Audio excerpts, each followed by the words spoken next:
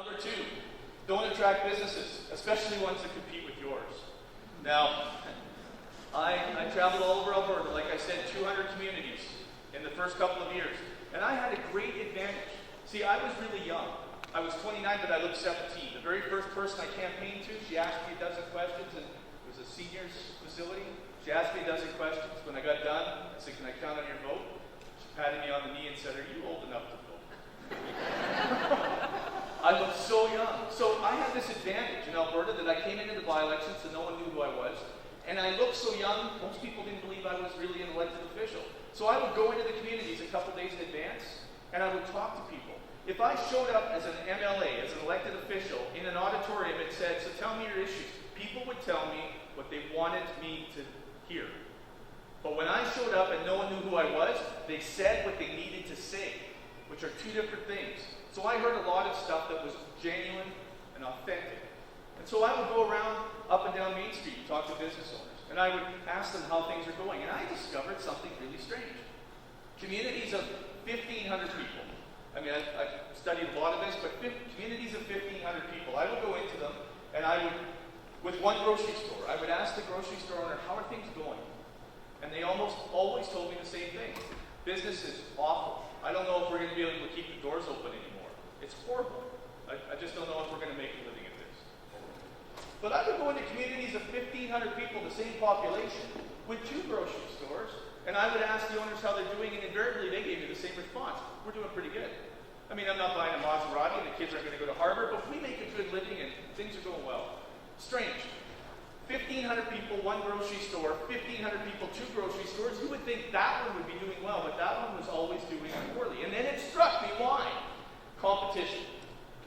Competition gives us better price, better quality, better selection, and better service, right? There was no competition here, so no one felt like they were getting better price, better quality, better selection, and better service. Over here, people did. There was competition between the 2 grocery stores. So I would ask the local folks, tell me about the grocery stores. And they'd say, "Well, I go buy my canned goods there because they give me a better price. But I go get my meat products there because they're better quality. But I get my produce there because there's more selection. But sometimes I go there because the bag boys take my groceries out for me." Price, quality, selection, and service. So everyone shopped here because they felt like they were getting a good deal. But over here, no one felt like it. So there were 200 people in the community that would just go get milk on Friday night when they had no other option. They didn't want to shop there because they didn't get price, quality, selection, and service. Where do you think they went? Over here to this community where they got better price, quality, selection, and service. And so there were 1,500 people shopping at 2 grocery stores. There were 3,000 people shopping in those 2 grocery stores. 250, that's why that one was always doing better. Now everyone likes competition, unless we're the ones being competed against, right? So I was in a community, I met a young couple, same age as me, and they owned a gas station. I thought, this is cool, entrepreneurs, I need to find out what got you going. So I asked them a bunch of questions. And I find out that they tried to build a gas station in their hometown an hour down the road. But they couldn't get the building permits, couldn't get the zoning done, couldn't get anything done to help get it done. They fought for a year. They said the town eventually wouldn't even return their calls. So they went an hour down the road and opened a gas station within a year. I thought, that's weird. Why would they do that to you? They didn't know. So I went to the town to find out. And I asked around. That couple was the only one that didn't know the situation. Everyone else in town laughed at me and said, "Well, it's because the mayor at the time owned the Shell station across the street from where they wanted to build and didn't want the competition. He owned the only gas station in town." Now, I asked around a bunch of questions, and I found there was another couple down the road, the opposite direction, had the exact same issues. Couldn't get the development permits, couldn't get the building permits, couldn't get the zoning done, and they built a bumper to bumper. Everyone told me. Different mayor at that time in the same town. Didn't only manage the Atkins and didn't want the competition, so didn't let them build a bumper to bumper. Now, I started to feel like a Catholic priest on Sunday because people were coming to confess things to me I didn't really want to hear. I had the former town secretary come to me. She called, said, "Could we go for coffee? I got to get some stuff off my chest." So I met her.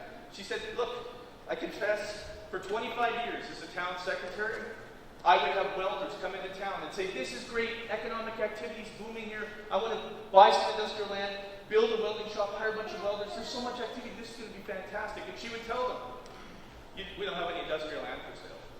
Or, 'The industrial land's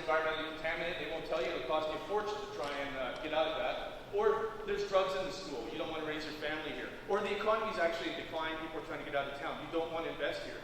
And I said, why would you do that? She said, well, my husband was a welder and we didn't want competition. All in one community that still wonders why they don't have any economic activity. So if you want to kill your community, don't attract businesses, especially ones that will compete with yours. And you will have a monopoly